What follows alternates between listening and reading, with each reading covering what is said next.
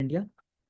फिर इसने कुछ इंट्रो लिखा है ऐसा ना, आर्ग्यूमेंट्स इन फेवर लिखा ना, इसको ना बॉक्स में करो, उसको नहीं दिख रहा, ठीक है, उसको विजिबिलिटी बहुत ईजी चाहिए होती है। और इसको ऐसे मत समझना कि ये फैंसी चीज़ें, ये नहीं, सिविल वाले कर रहे हैं, ठीक है, सीएससी में टॉप रैंक सब कर रहे हैं यार, box banana is nothing new. ये मत सोचना कि कॉलेज में करते थे अब नहीं, अब तो हम कर नहीं, चेक करने वाला वही है, उसको डब्बा चाहिए, डब्बे में डालो उसको मस्त। रिड्यूस इनइक्वालिटी, ठीक है, एकदम छोटा लगा, फिर ये किया, इसमें मैं ये जैसे इसने एग्जांपल्स लिखे, एग्जांपल्स लिखो, टेक्स्ट इंडिया, ठीक है, जनरेट रेवेन्यू, ऐसे करके एग्जांपल्स लिखो, ये सब चीज़ें करो। अगर कोई एग्जांपल लिख रहे हो तो एक और ये चीज़ मैं बोलूंगा, ये ईजी बहुत छोटा लग रहा है, इसको ईजी करो और फिर ऐसा दिखना चाहिए कि एग्जांपल है, और इसको अंडरलाइन कर दो, India top 1% could boost rural health scheme. Underline का मैंने ऑलरेडी पर्पस बता दिया है, वो 10% रूल भी बता दिया है, कोर्स में सब कुछ है, आप पीछे की वीडियोस देख लेना। अंडरलाइन का पर्पस कब करना होता है, क्या करना होता है, सब सिखाया हुआ है। फिर ये तीसरा पॉइंट लिखा, ठीक है, चौथा आया, अगेन ये ईजी, इतना मत छोड़ो, इसको विजिबिलिटी बढ़ाओ इसकी,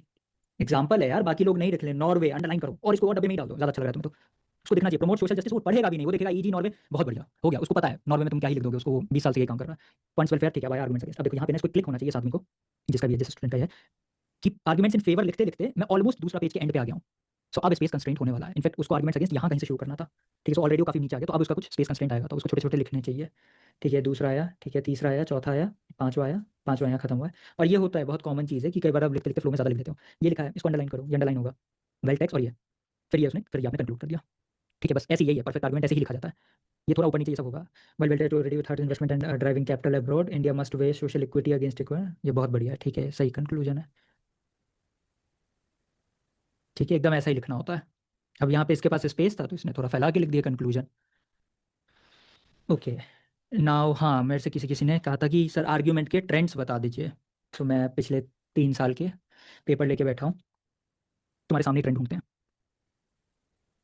that there's no pattern, so the only consistency is there's no consistency, inconsistency बस यही है। सो कोई करंट अफेयर से लिंक नहीं है, पहली चीज़। दूसरा, इनको प्रिडिक्ट करना एक्सेप्शनली डिफिकल्टी नहीं, ऑलमोस्ट इम्पॉसिबल है, ये बस तुक्के की बात है कि ये फंस जाते हैं, ठीक है। फॉर इंस्टेंस आप इसको देखो, 24 का, house work is unpaid labour, ठीक, या classical literature, house work is unpaid labour पकड़ो, house work is unpaid labour, अगर किसी के पापा ने कभी यूपीएससी दिया हो तो 1990 में भी यही टॉपिक था। इसमें ऐसा क्या है, house work is unpaid labour में ऐसा क्या है कि वो 2024 में पूछा जाएगा, 1990s में नहीं पूछा जाएगा? ये इसमें कुछ अजीब नहीं है, ये हमेशा न्यूज में रहे हैं। 23 का टॉपिक देखो, capital punishment is a deterrent for heinous crimes, इसमें ऐसा क्या है कि ये हर साल न्यूज में नहीं रहता, या ये आज से पहले कभी नहीं पूछा जा सकता था, या अभी पूछा जाएगा? इट्स जस्ट प्योर लक कि तुम्हारा कुछ एक फंस गया, वो भी इसमें पैटर्न यार कोई डिड्यूस ही नहीं किया जा सकता। ये बहुत ही ओपन एंडेड, एकदम सिंपल से टॉपिक्स हैं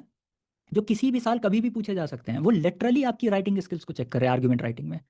ठीक है, आप क्या आप दोनों साइड से सोच पा रहे हो, वो लिटरली बस यही चीज चेक कर रहा है, और इसके लिए वो बहुत वियर्ड टॉपिक्स दे रहे हैं, इसमें से कोई भी करंट